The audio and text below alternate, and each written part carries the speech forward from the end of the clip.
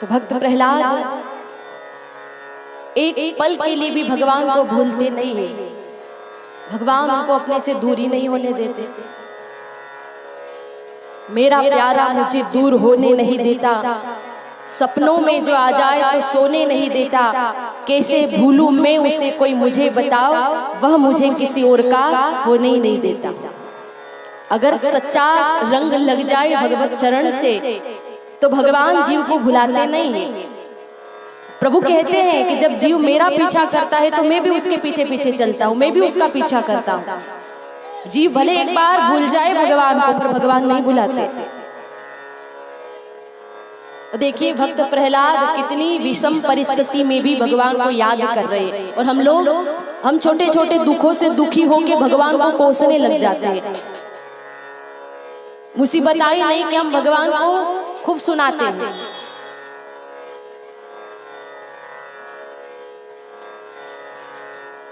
भक्त प्रहलाद इतने दुख में भी भगवान को याद करते हैं, उसमें भी कृपा समझ रहे हैं भगवान की, कि इसमें भी भगवान की कृपा है। देखिए परिस्थिति को संभालना आपके अपने हाथ में है। आप किसी भी कठिन परिस्थिति को बिल्कुल सरल बना सकते हो, अपनी समझ से, अपने विवेक से, अपने सोच से। परिस्थितियां अगर बदलती है तो व्यक्ति को अपने मन की स्थिति बदल लेना चाहिए, सब ठीक हो जाता है। क्योंकि सुख दुख का कारण हमारा मन ही है, यह मन ही तो संकल्प विकल्प करता है। भक्त प्रहलाद खुश है उस दुख में भी, प्रसन्न है। और देखिए जो व्यक्ति हर हाल में खुश है, हर परिस्थिति से खुश है, उसे कोई दुखी नहीं कर सकता। एक महात्मा जी हमेशा हंसते ही रहते थे, खूब हंसते, लोगों को जलन होती थी। किसी ने पूछा महात्मा जी इतने प्रसन्न कैसे रह पाते हो, इतने खुश कैसे? महात्मा जी ने कहा कि मेरे पास एक गैया है, एक गौ माता है, तो गाय का दूध निकालता हूँ, बढ़िया दूध पीता हूँ, मलाई खाता हूँ, मक्खन खाता हूँ, भजन करता हूँ और आनंद से रहता हूँ। लोगों को लगा कि इनकी प्रसन्नता का राज, इनकी खुशी का राज ये गाय है। अगर गाय चुरा ले तो लोगों ने गाय चुरा ली और सोचने लगे अब देखते हैं महात्मा जी कैसे खुश रह पाते हैं। दूसरे दिन जाकर देखा तो महात्मा जी आज तो और ज्यादा खुश है और प्रसन्न है, नाच रहे हैं। लोगों ने कहा महाराज अब क्यों खुश हो रहे हो, आपकी गाय भी हमने चुरा ली, फिर भी आनंद में आप? तो महात्मा जी कहने लगे कि अब तो और ज्यादा खुश हूँ, क्योंकि पहले गाय थी तो गाय के लिए सारी व्यवस्था करनी पड़ती थी, गोबर उठाना पड़ता था, लेकिन अब बाजार से दूध मलाई खरीद के लाता हूँ, खाता हूँ, भजन करता हूँ और आनंद में रहता हूँ। लोग चरण में गिर पड़े कि इनको कोई दुखी नहीं कर सकता, क्योंकि ये हर हाल में प्रसन्न है, और जो व्यक्ति हर हाल में राजी है उसे कोई कष्ट नहीं दे सकता है।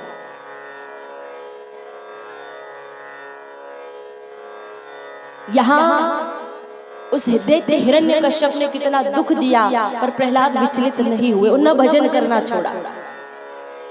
जब गुरुकुल में पढ़ते थे तो साथ में इनके सहपाठी मित्र भी थे, तो प्रहलाद अकेले भजन नहीं करते, उन मित्रों से भी भजन करवाते थे। उनसे भी कहते कि तुम भी भजन करो, भगवान का यही साथ जाएगा। तो एक बार प्रहलाद की बात मान करके सारे बच्चे आनंद मग्न होकर प्रहलाद के साथ भजन करने लगे। इतना आनंद आया उन बच्चों को कि भजन करते करते नाचने लगे, चारों तरफ भगवत दर्शन होने लगा उनको।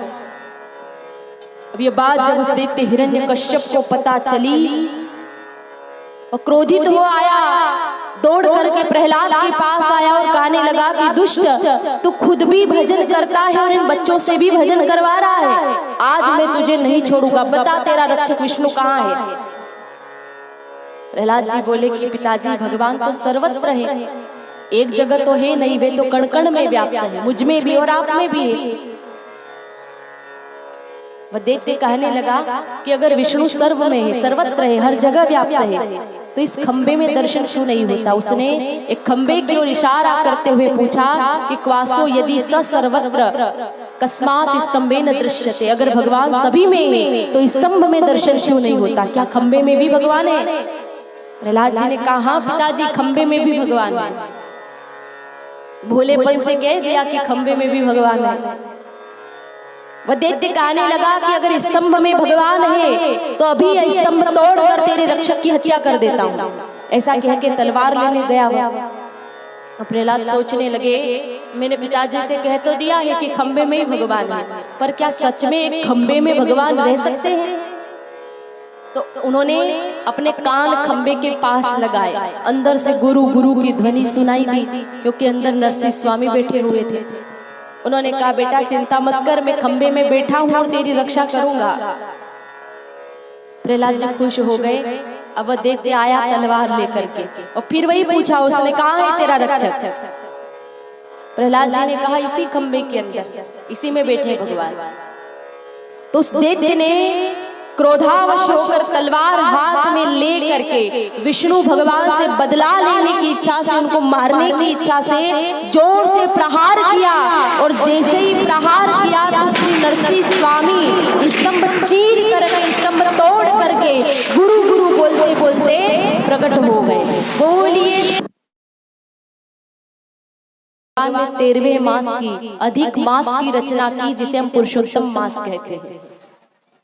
प्रभु ने कहा कि मैं तुझे तेरे वरदान के अनुसार मार रहा हूँ। देख, यह न तो दिन का समय है और न रात का समय है, संध्या का समय हो रहा है।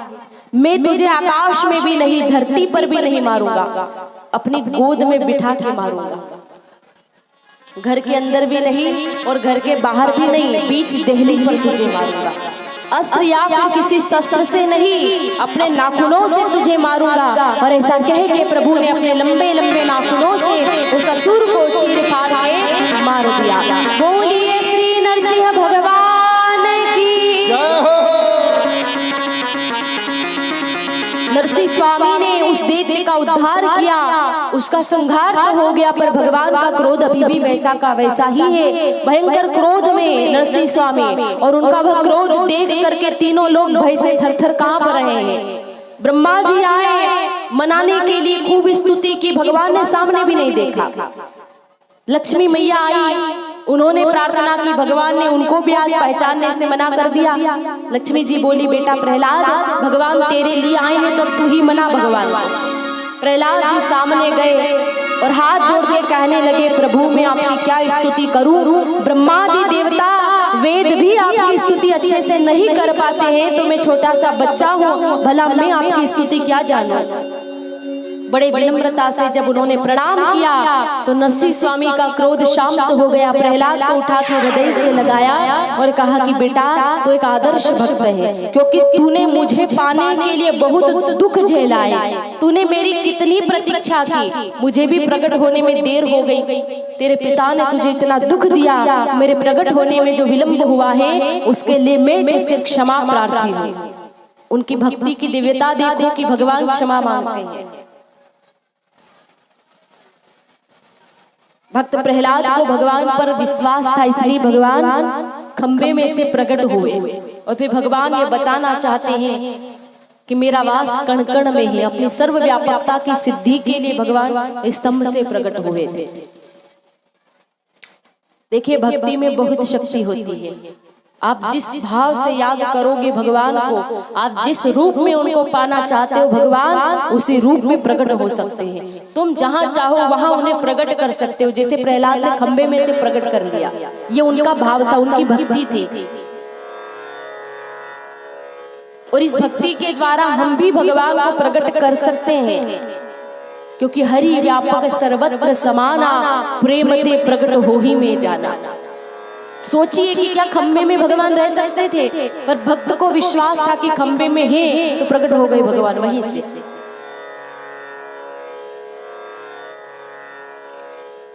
भक्त के लिए भगवान को आना पड़ता है।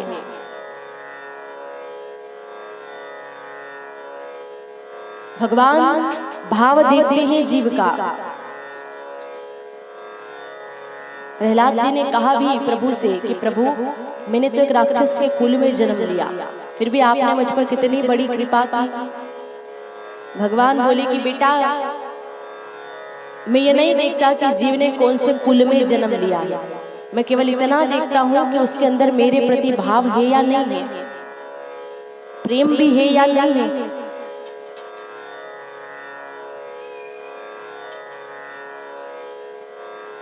क्योंकि जाति पाति पूछे नहीं कोई, और हरि को भजे सो हरि को होई। प्रहलाद जी कहते हैं, प्रभु आप तो बस मुझ पर इतनी कृपा करें कि मेरा ये मन कभी संसार के सुखों में आसक्त न हो, क्योंकि मैंने देख लिया कि संसार के सुखों में कोई आनंद नहीं है। मेरे पिताजी के पास क्या किसी वस्तु की कोई कमी थी? सब कुछ था उनके पास। आंख का एक संकेत, एक इशारा, सब कुछ ला देने में समर्थ था, लेकिन उनका भी पतन हो गया।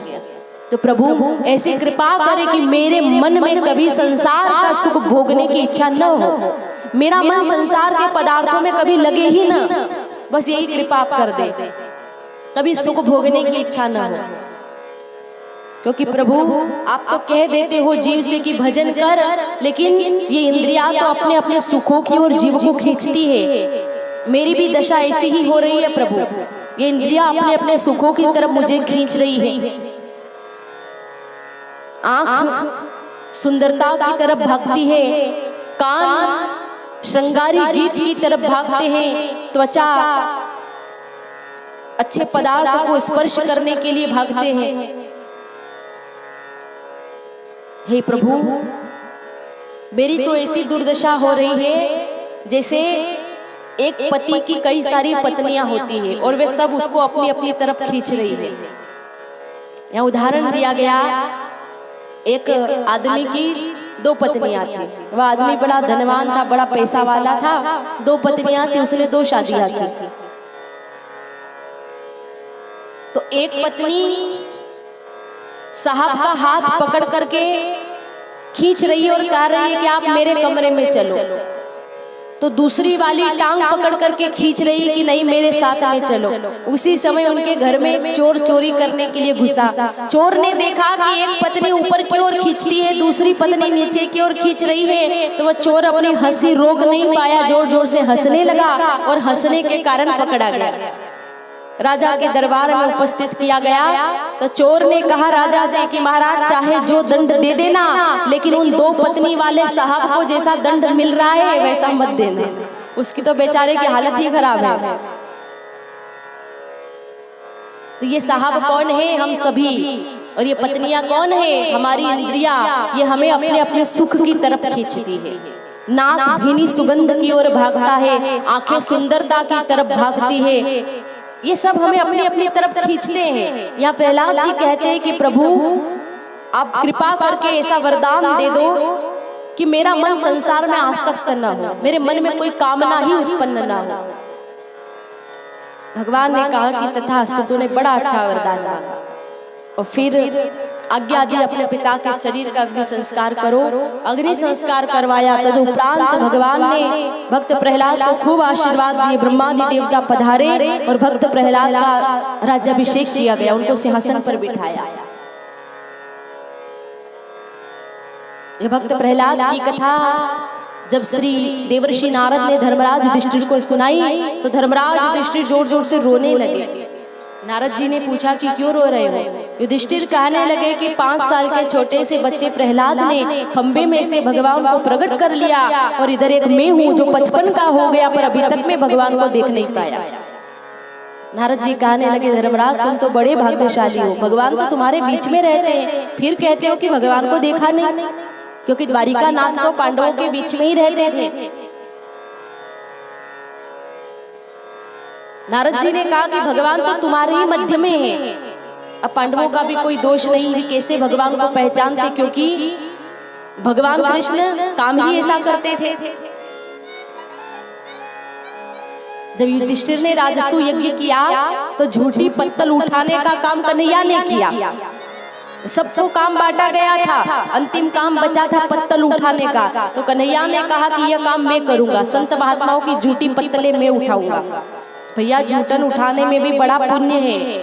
जितना पुण्य भोजन बना के खिलाने वाले को नहीं लगता है, उससे ज्यादा पुण्य झूठी थाली उठाने वाले को लगता है। तो भगवान बोले कि झूठी पत्तलें तो मैं उठाऊंगा। अब ऐसा काम किया तो कैसे पहचान में आए कि ये भगवान है? नारद जी ने कहा धर्मराज तुम भाग्यशाली हो, भगवान तुम्हारे बीच में। सभा में बैठे हैं। धर्मराज ने कहा कहाँ है प्रभु? कृष्ण की ओर इशारा करके नारद जी ने कहा ये रहे भगवान। तो कन्हैया कहने लगा नहीं नहीं धर्मराज, ये नारद जी झूठ बोल रहे हैं, मैं कोई भगवान नहीं हूँ। अरे मैं तो तुम्हारा भाई लगता हूँ, मैं भगवान नहीं हूँ। नारद जी कहने लगे यही भगवान है धर्मराज, यही ईश्वर है। ये कन्हैया इसको तो झूठ बोलने की आदत है। बचपन में जब मिट्टी खाई थी, मैया यशोदा ने कहा कि मिट्टी खाई, तो कन्हैया ने झूठ बोल दिया था कि नहीं खाई। इस कन्हैया को तो बचपन से ऐसी आदत है, यही भगवान, ये अपने ईश्वर को छिपाते हैं। ईश्वर त्रिलोकी के अधिपति होकर के भी अपने आप को छिपा रहे हैं, कहते नहीं मैं भगवान नहीं हूं। ये तो नारद जी मुझे इतना मान दे रहे हैं, इनका बड़प्पन है कि मुझे सम्मान दे रहे, मैं कोई भगवान नहीं। नारद जी बोले कि यही भगवान है। और जब धर्मराज युधिष्ठिर को पहचान करवाई, युधिष्ठिर कृतकृत्य हो गए। ये प्रसंग क्या सिखाता है कि भगवान हमारे पास में बैठे हो, हमारे बिल्कुल नजदीक बैठे हो, पर पहचान जब तक नहीं हो सकती जब देवर्षि जैसे सच्चे गुरु आकर के, सच्चे संत आकर के हमें पहचान न करवाए। इसीलिए हम कहते हैं कि जीवन में गुरु की आवश्यकता होती है, जो मुझे और आपको ये बता सके, ये पहचान करवा सके कि ये ईश्वर है, ये परमात्मा है। बिना गुरु के ज्ञान कौन देगा, कौन समझाएगा हमें? इसीलिए तो गुरु का स्थान बहुत ऊंचा माना गया है। गुरु साधारण नहीं है, मनुष्य की आकृति में साक्षात भगवत रूप है। गुरु क्या करते हैं? गुकारश्चंधकारो ही रुकारस्तेज उच्यते अज्ञान ग्रासकम ब्रह्म गुरुरेव न संशयः। गु अक्षर अंधकार का प्रतीक है और रू प्रकाश का। जो गुरु शिष्य के जीवन से अंधकार रूपी अज्ञान को मिटा दे और जीवन में ज्ञान का प्रकाश फैला दे, वही गुरु सच्चे गुरु है। और देखिए ऐसे गुरु भी भगवान की कृपा से मिलते हैं। जब जीव अपना अधिकार सिद्ध कर लेता है, जब श्रेष्ठ भक्त बन जाता है, तो भगवान कृपा करके उसके लिए गुरु भेज देते हैं। गुरु ढूंढने नहीं जाना पड़ता है, क्योंकि गुरु भगवान की तरह विश्वव्यापी है। और विश्वव्यापी को ढूंढने की नहीं, खोजने की नहीं, बस पहचानने की आवश्यकता है। अपना अधिकार तो सिद्ध करो, भगवान कृपा करके किसी न किसी गुरु को आपके पास भेज देंगे। जैसे प्रहलाद ने अधिकार सिद्ध किया, तो उनको भी नारद जी ने जाकर के ज्ञान दिया था, गुरु के रूप में नारद जी मिले। ध्रुव ने अधिकार सिद्ध किया तो उनको भी नारद जी मिले। ऐसे कई भक्त हुए। तो ये सप्तम स्कंद की बड़ी सुंदर कथा सुनाई गई। परीक्षित जी आनंद विभोर हो गए हैं। सुखदेव मुनि कहते हैं कि हे राजन, भगवान केवल भक्ति से खींचे चले आते हैं, केवल भक्ति से भगवान रीझते हैं। बिना भक्ति के जीव भगवान को पा नहीं सकता है। इसलिए हृदय में आप भगवान से यही प्रार्थना करें कि प्रभु हमारे हृदय में भक्ति का वास हो, हमें और कुछ नहीं चाहिए, बस इतनी कृपा आप कर दे कि आपके चरण की स्मृति हमें बनी रहे और आपके चरणों से हमारा प्रेम उत्पन्न हो और ये प्रेम दिनों दिन बढ़े, ये भक्ति दिनों दिन बढ़ती रहे। सीताराम चरण रति मोरे अनुदिन बढ़ही अनुग्रह त्वरे। प्रभु आपकी कृपा ऐसे ही बरसती रहे। कुछ नहीं मांगना भगवान से, अगर जिंदगी में कुछ मांगना भी पड़े तो केवल भक्ति मांगना, क्योंकि इसके सिवाय और कुछ भी मांगने जैसा नहीं है। जब भी मांगे यही मांगे कि प्रभु अनन्य भक्ति दे दो। और ये भी याद रखना कि भगवान सब देते हैं पर भक्ति आसानी से नहीं देते। भक्ति इतनी आसानी से नहीं मिलती है। क्यों? क्योंकि भगवान ये जानते हैं कि अगर मैं जीव को भक्ति का दान दूं तो मुझे उसके बंधन में बंधना पड़ेगा। भक्ति में वह शक्ति है जो भगवान को बांध देती है। एक ज्ञानी भगवान को देख तो सकता है, बांध नहीं सकता भगवान को, पर भक्त में वह शक्ति है कि जो भगवान को बांध भी सकता है। जैसे यशोदा मैया ने मुसल के साथ में कन्हैया को बांध दिया था, कल आएगी उसकी कथा, बांध दिया था भगवान को। भक्ति में यह शक्ति है कि भगवान को आना पड़ता है, भक्त के लिए प्रभु खींचे चले आते हैं। इसलिए जब भी मांगे तो यही मांगे, प्रभु हमें और कुछ नहीं चाहिए, केवल अनन्य भक्ति दे दे। और देखो इसके कई उदाहरण हैं। अगर जीव में भक्ति का संचार हो जाए तो एक पुकार पर भी भगवान रीझ के चले आते हैं। भागवत में भक्त गजेंद्र की कथा आती है। एक हाथी जिसने अंतकाल में भगवान को याद किया था और उसकी पुकार पर भगवान श्री हरि आ गए थे। अब सोचिए, वह एक हाथी था, उसने कहाँ अष्टांग योग की साधना की थी, कोई तपस्या नहीं की, पर अंतकाल में उसने आर्तवाणी से याद कर लिया भगवान को, तो उसकी पुकार पर भगवान आ गए। आर्तवाणी किसे कहते हैं? आर्तवाणी मतलब आतुरता, भगवान को देखने की एक व्याकुलता, एक तड़प। जैसे पानी न मिले पीने के लिए तो हम कितने तड़प जाते हैं कि जल्दी से पीने के लिए पानी मिल जाए। जैसे एक व्यक्ति अगर पानी में डूब रहा है तो बाहर निकलने की कितनी तड़प होती है, कितना छटपटाता है कि कोई आकर मेरा हाथ पकड़ के बाहर खींच ले, मैं बाहर निकलकर सांस ले पाऊं, कितना तड़पता है। तो जैसी तड़प एक डूबते हुए व्यक्ति को होती है, ठीक उसी प्रकार की तड़प भगवान के लिए भी होनी चाहिए। और ऐसी व्याकुलता, ऐसी छटपटाहट अगर आपके हृदय में प्रभु के लिए आ गई तो शिक्षण आपको भगवान प्राप्त हो जाएगा। तो यह है आर्तवाणी। गजेंद्र क्या है? आर्त भक्त है। बड़ी सुंदर कथा है। एक बहुत बड़ा त्रिकुटाचल पर्वत था, उस पर्वत पर एक बलवान हाथी रहा करता था। उसकी बहुत सारी पत्नियां थी, बहुत सारे बच्चे थे। एक बार वह हाथी सरोवर में स्नान करने गया, पत्नियों को बच्चों को साथ ले गया, पानी में उतर करके जल विहार करने लगा, पानी में स्नान करने लगा। तभी एक मगरमच्छ ने उस हाथी का पैर पकड़ लिया। पानी में मगरमच्छ रहता था, पांव पकड़ के उसको खींचने लगा। हाथी ने बहुत कोशिश की लेकिन वह छूट नहीं पाया, मगर उसको खींचता ही जा रहा है। यह कथा किसी और की नहीं है, यह मनुष्य की अपनी कथा है। यहाँ ध्यान दीजिएगा। गजेंद्र कौन है? संसार का जीव ही गजेंद्र है, हम सब गजेंद्र हैं। ये संसार क्या है? एक सरोवर, एक तालाब। और मृत्यु क्या है? ये मगर का रूप है, काल मगर का स्वरूप है। तो इस संसार रूपी तालाब में, इस सरोवर में जीव क्रीड़ा करता है। संसार का जीव इस सरोवर में सारे सुखों को भोगता है और इतना डूब जाता है इन सुखों में कि वह भगवान को भूल जाता है।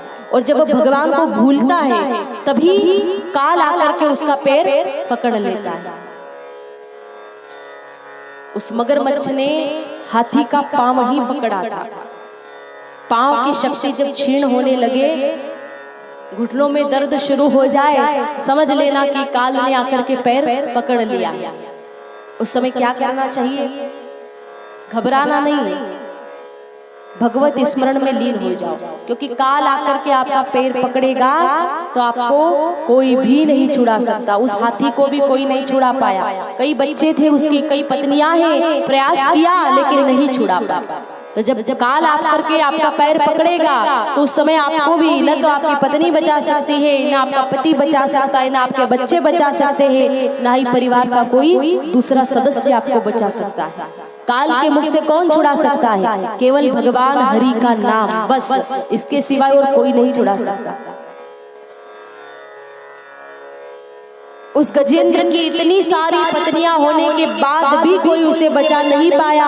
पत्नियों ने सोचा यह मर जाएगा, यहाँ रहना बेकार है, सब छोड़ के चली गई। अकेला छोड़ दिया उसे, बच्चे भी छोड़ के चले गए, अन्य हाथी आए वे भी छोड़ के चले गए, वह अकेला। जीव की भी यही हालत होती है, जब मृत्यु सैया पर अकेला पड़ता है ना, तो सब लोग इसी तरह से छोड़ छोड़ के चले जाते हैं। जब व्यक्ति की हालत ज्यादा खराब हो जाती है तो कोई साथ नहीं देता। उस समय सब यही कहते हैं बस भगवान इसे उठा ले तो अच्छा, सब दूर भागते हैं।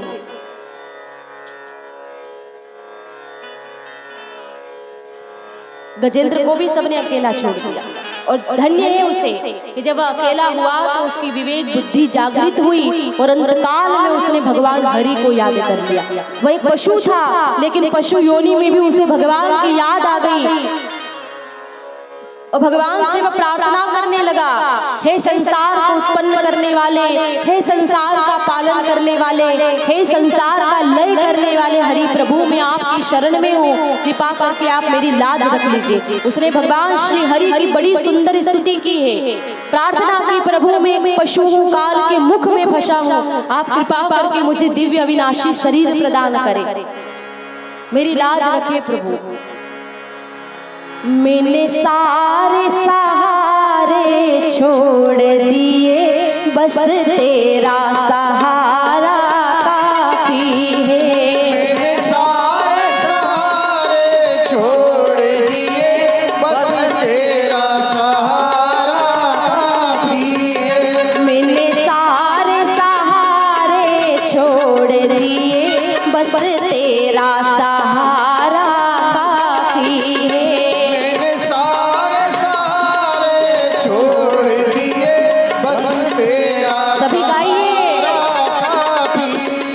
मुझे चाह नहीं दुनिया भर की, बस तेरा नजारा काफी है। मुझे चाह नहीं दुनिया भर की, बस तेरा नजारा। ताली बजाते हुए हाथ उठा के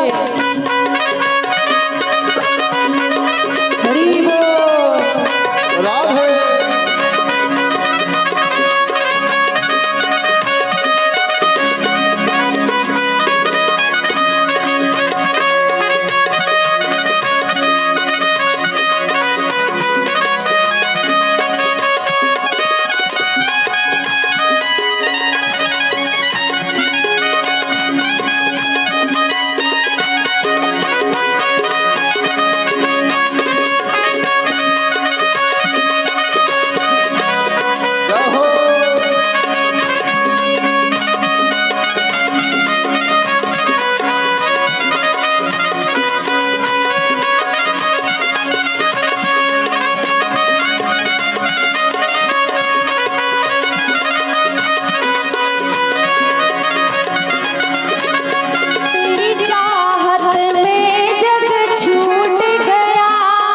चाहत में जग छूट गया, पर तू क्यों मुझसे रूठ गया, पर तू क्यों मुझसे रूठ गया।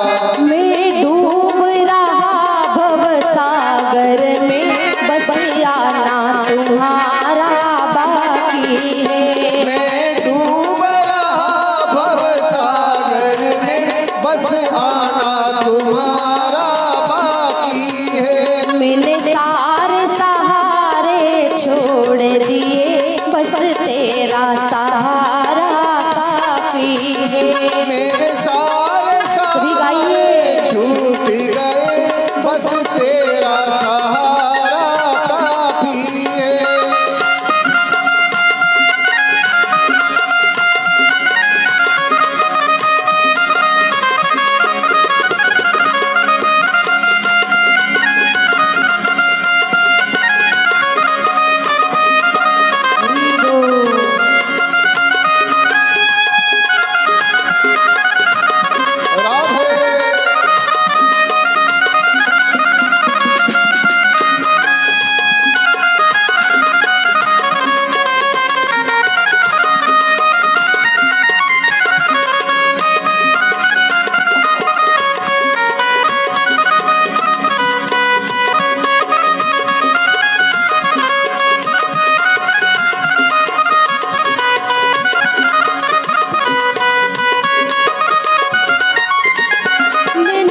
से तुम्हारा नाम लिया,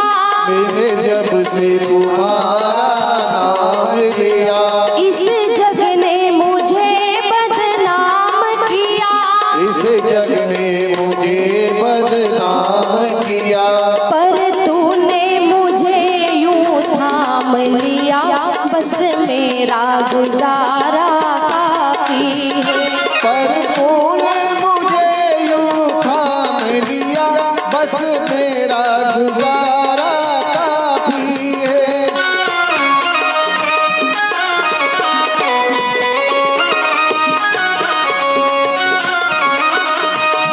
रहो